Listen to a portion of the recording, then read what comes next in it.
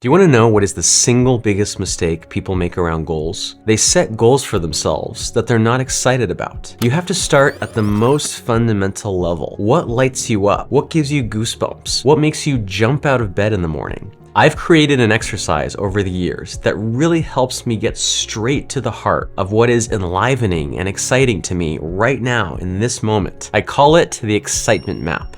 It's a close cousin to mind mapping, but really focused on helping you get connected to the things that provoke curiosity and fun and excitement and joy. Let me walk you through it step by step. The first thing I'll have you do, preferably on a large piece of paper, is to write the word life in the middle of the sheet of paper and make a circle around it. Next, I want you to create a series of other bubbles around the page, each one containing something that is exciting and enlivening to you on the somatic level. So these are things that you actually feel, like a flutter in your chest or something in your stomach, in your gut, that makes this thing just feel so energetic and alive and interesting and fascinating. For me, I'm gonna say books, I'll say retreats, business, certifications, annual reviews, so that's the subject of my next book, climate change, space tourism, AI, teaching, data preservation, language learning, somatic awareness, sci-fi, reading, and writing. And if you're wondering how I came up with this list in the first place, it was really just looking through my digital life, my journal entries, the notes that I've taken in my notes app, the projects I've worked on recently that were most fulfilling, my favorite problems. These are all things that as soon as I came across them, just sparked a little feeling of, ooh, that's interesting. So now that I've made my little interest bubbles, I'm just going to make a line like this from each one to life. What these lines kind of represent is just that what makes me excited about life is largely my excitement for all these things. It's like, this is energy, this is flow, this is fuel. And if I want a life that is more invigorating, that I'm fulfilled by, that gives me a deep sense of satisfaction, one very concrete way to do that is just to invest more time and energy in all these things that you see here. Now, there's one more final step, the most important step. You want to go one level of specificity deeper. These bubbles all have kind of big buckets, these big umbrella terms that are kind of vague and kind of ambiguous. What you want to do is branch out one more level of bubbles, identifying specifically what is it about that topic or that subject that is exciting. That will really get you to the level of making this very tangible and concrete. So for example, if I look at books here, which is a huge category,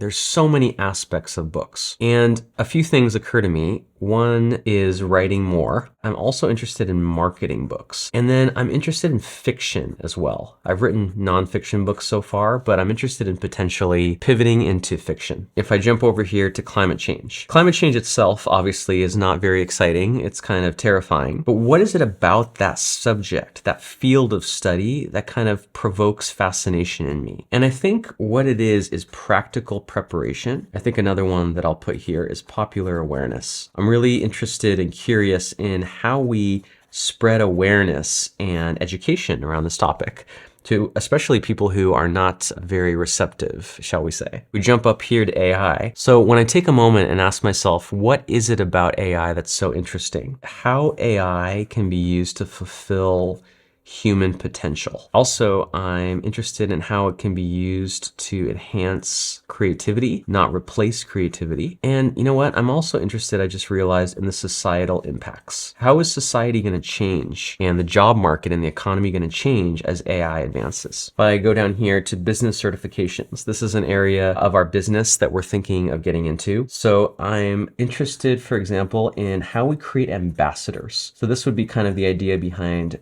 certifying people in our methodology. What makes that interesting as well is it should allow us to get more into a B2B market. We don't really have the staff to work with large organizations ourselves. But if we had certified consultants, they might very well be able to be our representatives in changing how businesses manage knowledge. Jumping over here to space tourism, I'm starting to have the idea that I might be able to go into space during my lifetime. There's starting to be space tourism companies that you can just buy a seat on. It's still astronomically, no pun intended, expensive, but it's something that I want to kind of keep in mind is maybe there's a way for me to go to space. I'm also interested in something called the overview effect. That is this psychological effect that a lot of astronauts have once they go into space and see the Earth from space, how that might lead to kind of big changes in society. And of course, I'm also just interested in rockets.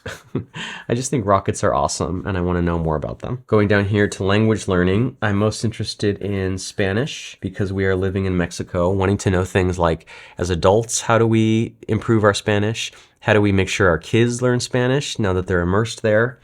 I'm also interested in Portuguese because my family is Brazilian, so I want to think about things like if we were to try to teach them Portuguese at the same time as Spanish, how do we do that in a way that they learn the two languages instead of, getting confused? I'm also interested in language learning immersion, since that's what we're doing in Mexico. What are some ways we can sort of facilitate that immersion and make it deeper and more educational? So I'll stop there.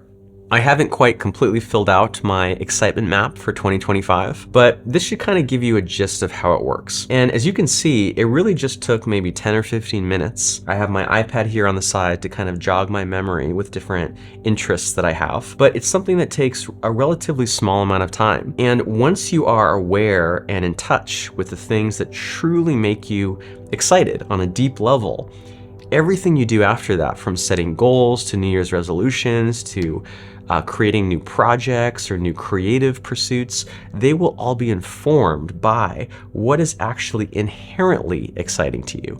Not what you're doing out of obligation or because you think you should or because you think it looks cool or prestigious, but things that actually activate reserves of energy and sensations in your body. And you know what? That's actually the best way to tell if something is truly inherently exciting to you. You should look for at least one or two physical signs, like heart palpitations, this feeling of conviction in your gut, maybe the hair on the back of your neck stands up, maybe you get goosebumps, maybe your pupils dilate, maybe your skin tingles. Look for a physical sign that this isn't just a intellectual, abstract, area of research, but something you viscerally feel is important, it's meaningful, it's exciting. That's the word that I find best describes this whole process as excitement.